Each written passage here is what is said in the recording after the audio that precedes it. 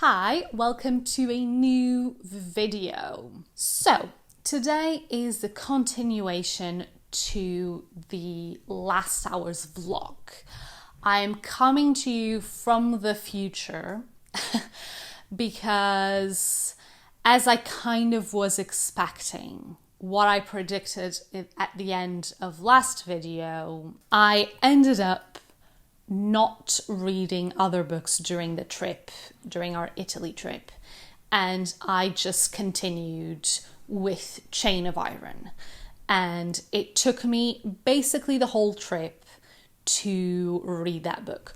Obviously, I really only read about an hour to 2 hours, but mostly an hour every evening. Actually, some days I literally read one page and fell asleep immediately. And it ended up taking me around 15 days to finish reading Chain of Iron. I did film some updates during the trip, which I will be sharing in just a moment. And I did also start Chain of Thorns during the trip on the last day, and actually on the 16th of February, which was a trip day, literally just coming back from Italy. And I spent the majority of that time reading, but I had finished Chain of Iron the day before, so that was a day of reading Chain of Thorns already, and I got to about almost 20% of the book. And so I'm coming to you now, a couple of days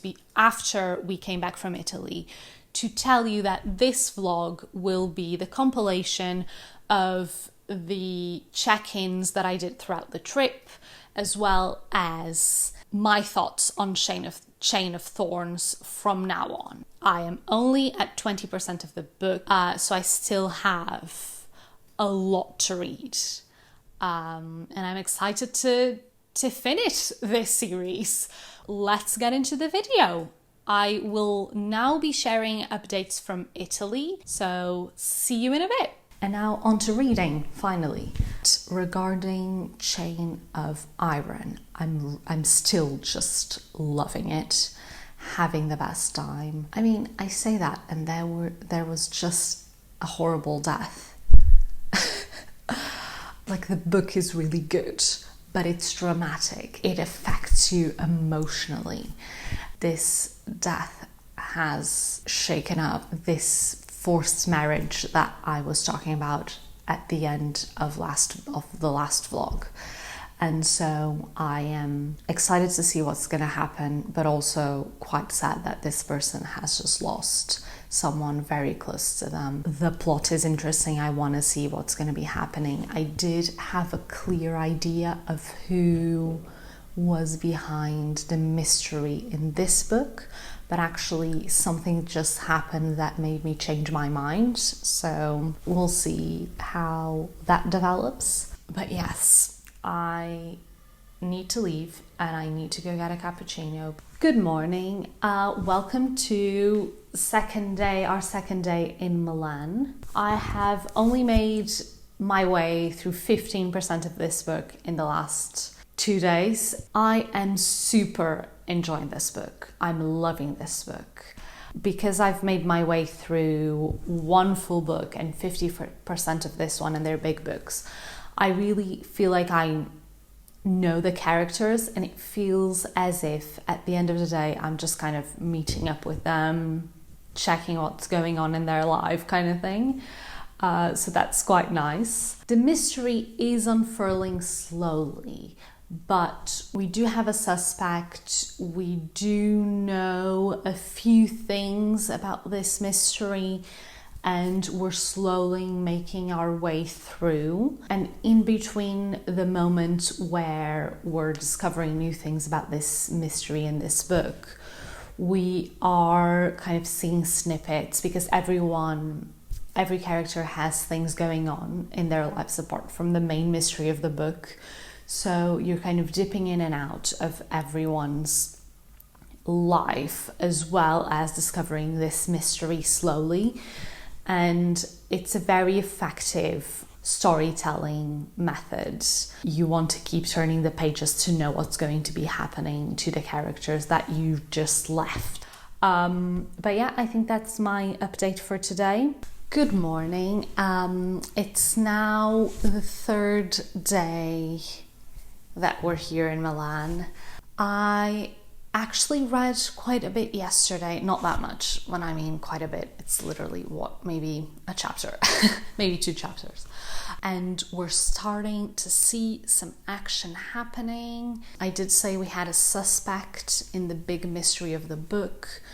We are now really discovering if he is a suspect or not. But yes, we did also have a kind of steamy scene, which really changes. I mean, it doesn't change the dynamic, but it adds a bit of excitement to it, and I'm really just itching to see what happens next. But yes, I think I stopped at a good point to get me excited to continue. Okay, so we're back. I had the best time in Italy. It was amazing. I hope you like traveling vlogs. I hope you like food and art and just knowing about cities, because I am gonna post what we filmed in Italy. It's content that we created, and all of it is gonna look amazing after editing. And so it is all going to be going up. I'm sorry if you don't like travel vlogs, because I love traveling and I will try to include some here. But moving on from that, Chain of Iron, starting with plot. I really enjoyed book 2.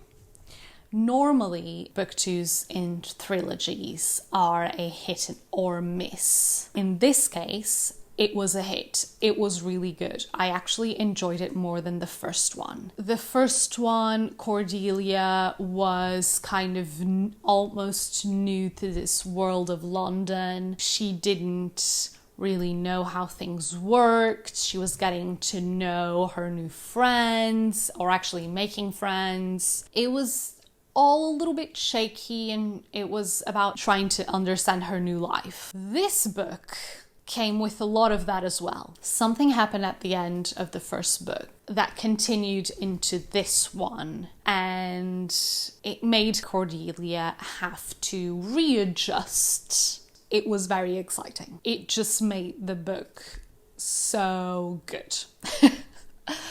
So, in terms of plot, it was very good and intriguing, as I was saying, and that was, for me personally, because when I was reading it during the trip, I wasn't really trying to find all of the little Easter eggs that would inform me of what was going to be happening in the end. I was really just taken through the story until the end, and I ended up not really figuring out what the plot twists were going to be. But that made it more enjoyable, because I think, having read a lot of YA, I end up knowing what's going to be happening quite easily. And in this case, it just made it all more enjoyable that I didn't really know what was going to be happening. To move on to characters, because as I've said in all of the updates, the characters of these books are what makes this story so strong. Cassandra Clare has had very good characters throughout her books, but I think this trilogy really is the strongest in terms of characters. Not only are the characters themselves better constructed, but you have so many characters that anyone would be able to find people to love.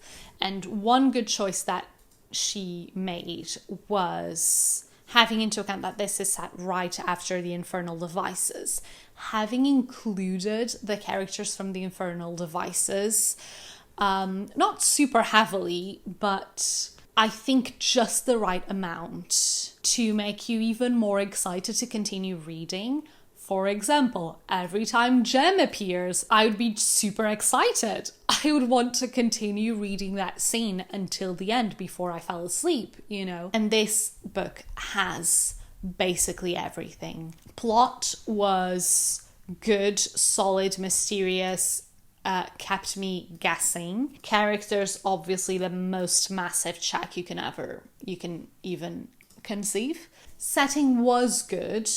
You had nice descriptions of houses and the countryside and pubs here and there, also of London, but I think in this book not as much as the previous one. In terms of themes, this is an important part that I haven't really talked about that much. I didn't feel they were super dark, but I was watching a few videos of other booktubers talking about this book already, and some people mentioned that the themes were a little bit dark with, you know, familial abuse and substance abuse and that kind of thing. And I thought I should probably mention it as well. I personally didn't find them dark. I actually really thought it was good to have that included because it just made it all more real and you care for the characters more. You want them to be okay. But it could be too much to some people, so just be aware of that. Obviously, the writing is good. This is her best trilogy in terms of everything.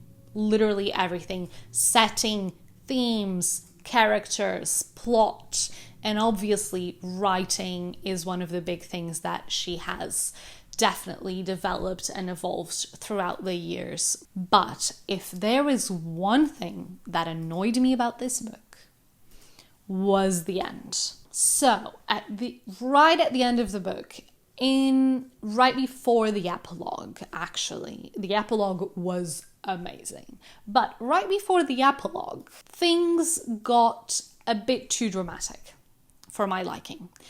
And I can see what's going to be happening. I can predict some things, especially now, actually having started the third book.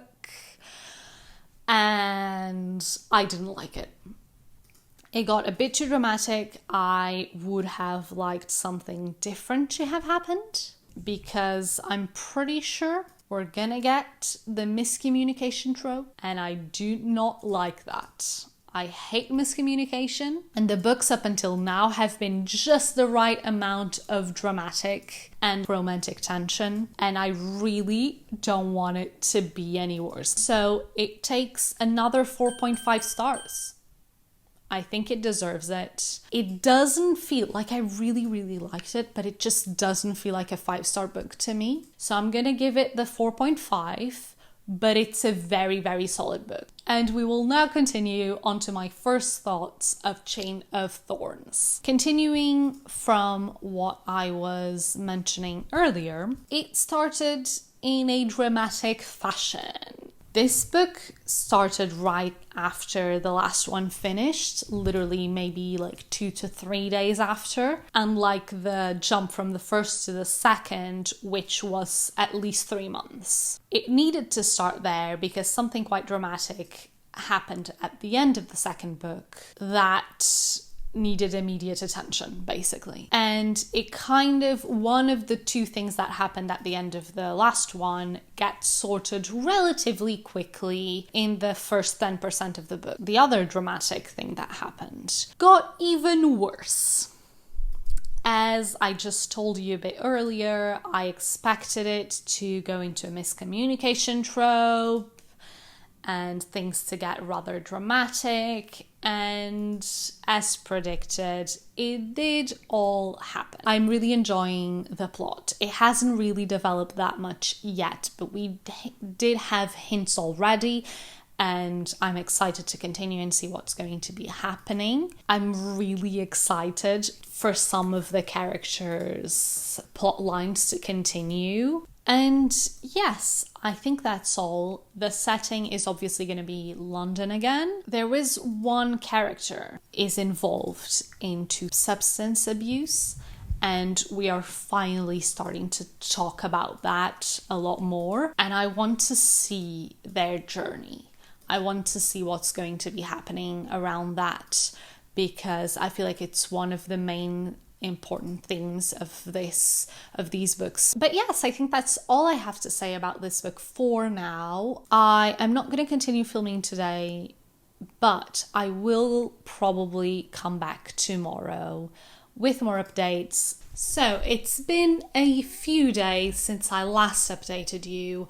I stopped reading this book for a bit to finish Emily Wilde's Encyclopedia of Fairies, which a small review will be coming in the next few videos. But for now, let's concentrate. I then obviously went back to Chain of Thorns, and I have managed to read 45% of the book.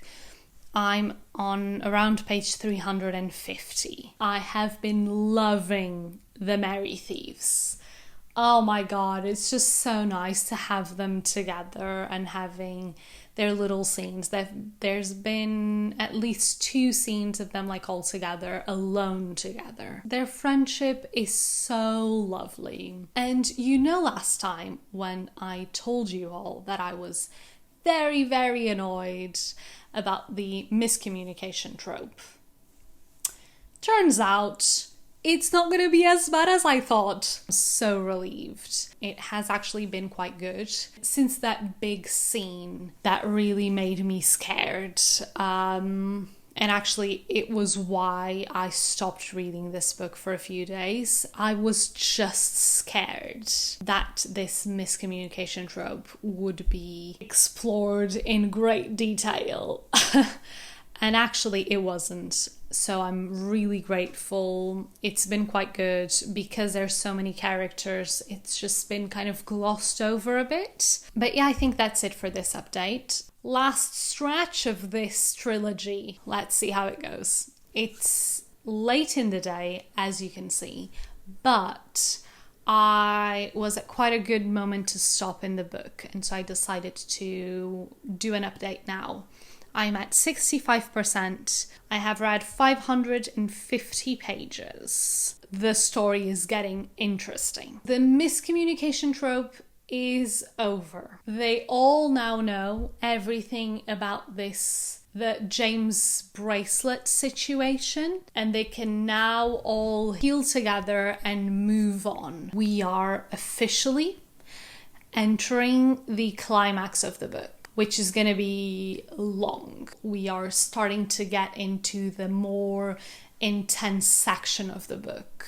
Because I'm not the biggest fan of battle, which is something you may not have known, I find it a bit boring to read battle most of the time, and so I'm dreading starting this section of the book, especially because with that comes the possibility of deaths and bad things happening. But I guess I have to start at some point, right? And yes, I think that's it. I will see you in my next update. I'm just gonna go back to reading now. Hopefully no one dies during this first battle. It is now the next day since I last updated you. A lot has happened in this book. The first battle has happened, as I was kind of hinting at in the last update. It was just starting then, but it now has officially come and gone. But yeah, so after the first battle, people are kind of given tasks, and they've been going through them for the last 100 pages or so, and everything is now being tied up to then go into the big final battle of this book. And it's going to be big. Obviously, the relationships have been going at different paces and with more or less drama, but in general, it makes total sense for them to culminate now. They all have kind of overcome their drama and their character development, and they're at the perfect time to just all come together and, you know, declare their feelings and all of those soppy things. And so I'm gonna go back to reading. I'll see you later with hopefully the final update. Hi, welcome to the end of the vlog. This is the last update of this video. Oh my god. I gave this book 4.5 stars, like the first one. I think my first one was The middle book, actually, I really, really loved it. The writing is really good. The characters are amazing. And yeah, it's one of my favorite trilogies to date, having into account that these characters are better than all of the other characters from this world. This is definitely the best series that Cassandra Clare has come out with. I love the majority of things. I can count on one hand what I didn't enjoy. But the end was exactly what I wanted. We checked in with all of the characters. The final battle was good. It wasn't shocking. Everything that happened was expected, and I don't really like battles. So either way, like in general, I just don't care about that. So what matters to me is the end. I really enjoyed this book. I think 4.5 is what it deserves. It's very good. I would recommend everyone to read this series, especially if you read any of Cassandra Clare's other series, because obviously you definitely cannot start here. You have to start with Infernal Devices, the Last Hours Trilogy. Then you have the Mortal Instruments, the 6 books in that series. And then you finally have the Dark Artifices. So if you're doing that, this would be the second series, and that's the way I would recommend you read it. But you can also read it in publishing order. But as you can see, I've literally just lost all my light. I was so lost in my thoughts that I didn't even notice. So let's finish this. Thank you so much for being here. I hope you enjoyed this. I think takeaway thoughts are Cassandra Clare is obviously very good at her job. She gets better with each series of books that she brings out. I highly recommend this series. I hope you enjoyed this video, and I hope to see you next time. Thank you so much for being here, and have a nice day. Bye.